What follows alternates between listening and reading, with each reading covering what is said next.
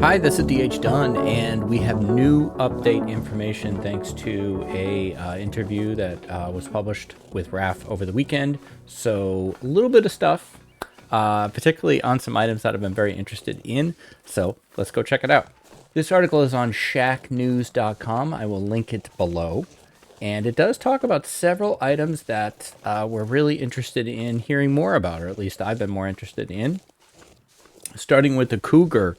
So there's not a lot of information. In fact, there's kind of an interesting relationship with detail, and I kind of appreciate why they went in this direction after how things have gone in the past with some of the other rollouts. But particularly with the cougar, basically it'll be there.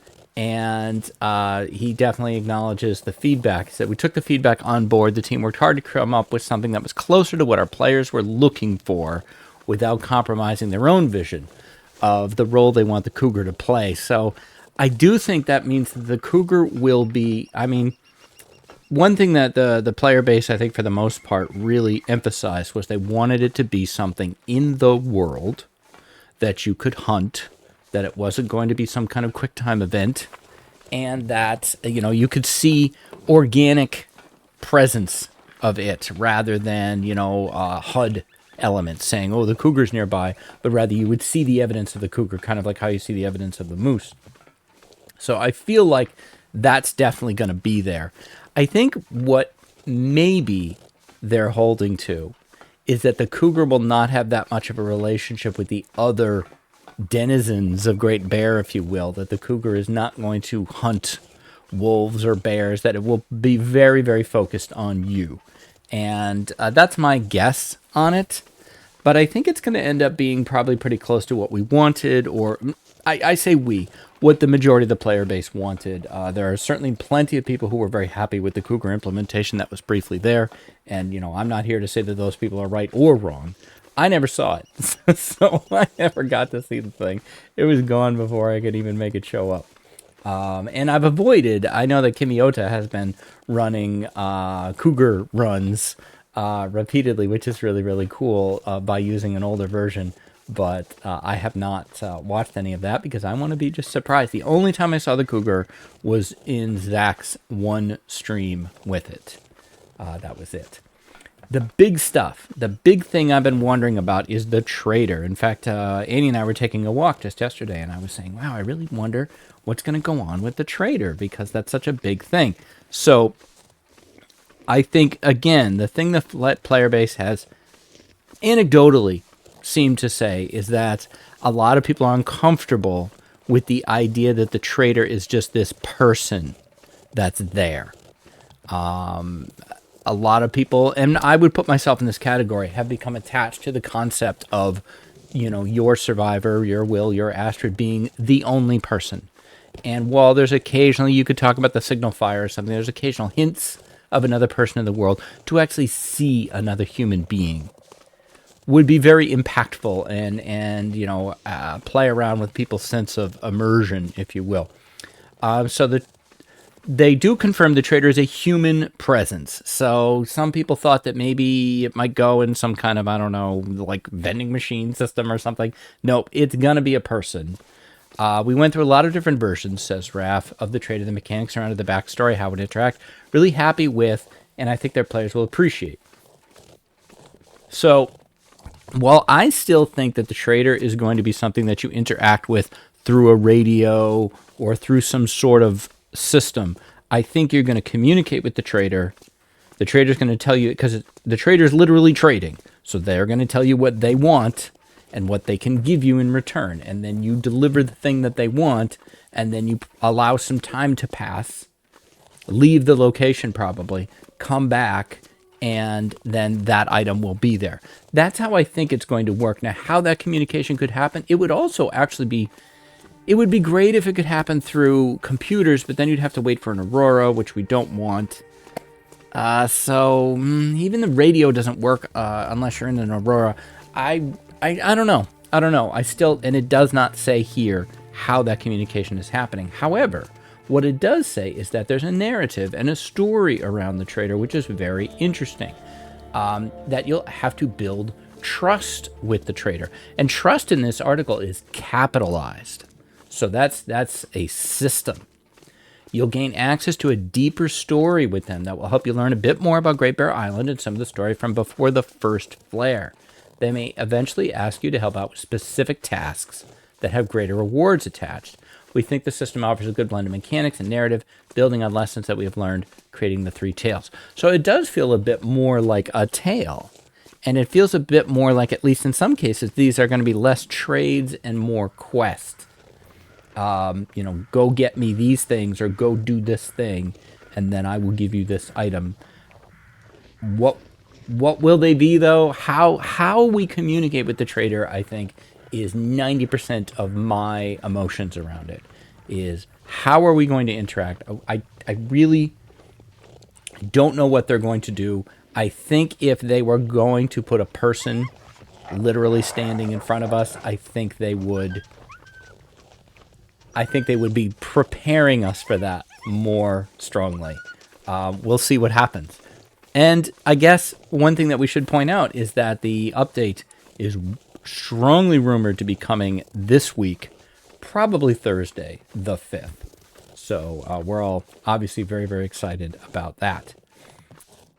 Safe house customization was given a lot of detail already. So there's not a lot in this article about that, except for one thing, which is the implication that you will have to work for it. You are not going to be able to just turn the game on and go into build mode like you were playing The Sims. That there is going to be something. It sounds like not too significant, but there's going to be something you need to do before you can start doing safe house customization. It may be a skill. Maybe there's a skill book or something that you need to read. Maybe there's a particular item that you need to craft. The customization workbench or something. Something. I don't know what it's going to be, but it's interesting to me that it is not just available right out of the gate. I don't know. They haven't implied that any of these things would require a new save. So I don't think so. They did recently say in a separate announcement that safe house customization will be available in the base game. So even if you don't have the DLC, you're going to get safe house customization. And I think that's a really smart move. I think that's great and speaks to some of the things that they're thinking about for the future, which I'll get to in a minute. The camera mode. A little bit on the camera mode here. Apparently they for a while considered a dark room as an option, but then that would require electrical equipment and Aurora. And so they say that we've come up with a good solution that's true to our lore. It gives players a lot of freedom and self-expression. Take your own photos, craft frame portraits for your safe houses, keep the photos in your photo album with a journal so that you can annotate and make notes, which is very, very cool. I am intrigued now because the picture of the camera does not look like a Polaroid. So although the logo on the film looks like a Polaroid, so I don't know, is this going to be instant photos? Maybe it's going to be instant photos. I think probably that's going to be the case. And the wildlife refresh is coming. The only really new thing on this is a emphasis that, the cougar will be here and that it is going to be a case of everything just being fresh and new and, absolutely terrifying. Beyond that, they have visual enhancements that are coming in, better atmospherics, more shadows, more fog, more textures. Those will not be in this update, but are going to be in a spring update. They also talked, or Raph talked a bit about the future, and I've been thinking a lot about this. There's, strong emphasis on we're not going to do anything else until episode 5. Episode 5 has got to get done before we do another thing. And I think they've taken some heat, and I think some of that heat is reasonable for, hey, you made DLC and we still don't have episode 5. My emotions around story mode are kind of low because I'm not a big story mode player, but I know that a lot of people are very invested in that. And if you think about folks that have been waiting, 10 years for the end of the story, I get it. As a writer, I'm nervous about the end of the story just because it's very hard to successfully wrap up a long story in a way that satisfies everyone. I think the first person they have to satisfy is themselves. So they need to be happy with the ending that they constructed. and then hopefully the community will feel, if it feels like an organic part of the narrative that they've been building from the beginning, then I think it will be fine. They've talked a bit about the fact that they need revenue. They need the Long Dark as a game to keep selling so that they can pay, because they are private and, they don't have a publisher. They take care of everything themselves. So they have to pay for everything. So, and this is the only game they have. This is the only money they have coming in is from the Long Dark. So they need the Long Dark to keep selling. And so things like safe house customization really extend the life of the game. So they do talk about how they're going to add more things based on safe house customization, and they're looking at what other things they could do. He specifically says that they are not looking to do more DLC unless the community seems to indicate that that's something they want. So I think, I don't know, I could see a lot of ways that they can continue to, have small things there, the map packs. The Civ 6 extended the life of that game by adding leader pass, where every 2 months I think a new leader would come out. I think it was more rapid than that. So adding new maps to the game is something that I think a lot of people would enjoy. I certainly would like that. So we'll see what they do. I'm very excited about it. So Part 6, according to Raph, is tracking to an early December launch. I think that's this week. Steam, Xbox, PlayStation, and Epic. Nintendo Switch is supposed to get 5 and 6 early next year. They want to start now so that they can put emergency hotfixes in place, before the holidays. Because I very much respect how they always take care of their people, and they make sure that everybody gets a good holiday time with their family, because that's very important.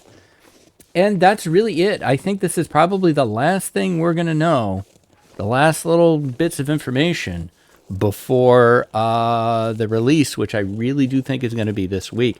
I will be, chomping at the bit to jump in, as I'm sure all of you are. What are you most excited for?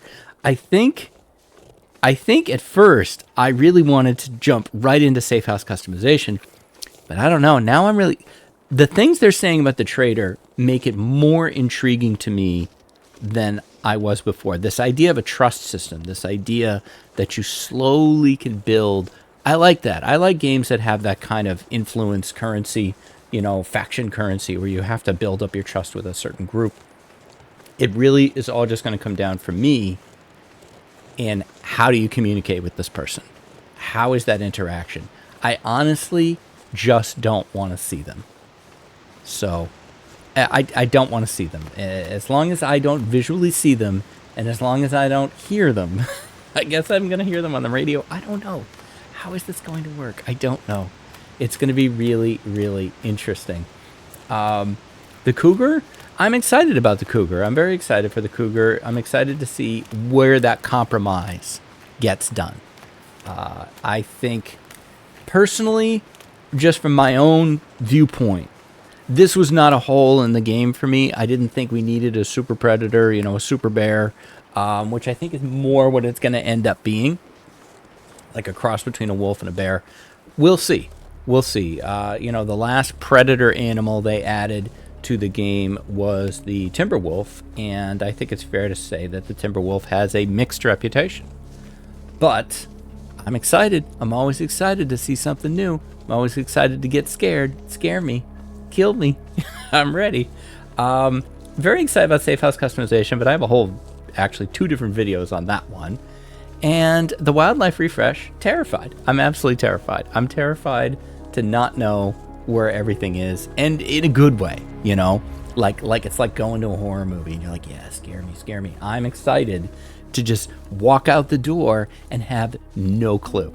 I mean, I already often have no clue, but even less of a clue than I normally do. So that's it. Those are all the updates for Part 6 that is coming, I really think, very later this week. I'm really, really excited. I hope you are too. I'll be back tomorrow with more adventures in the Long Dark. I do upload new Long Dark content every single day. So if you're interested and you like this video and you want to see more, you can give me the like, the subscribe. Those do all really help me.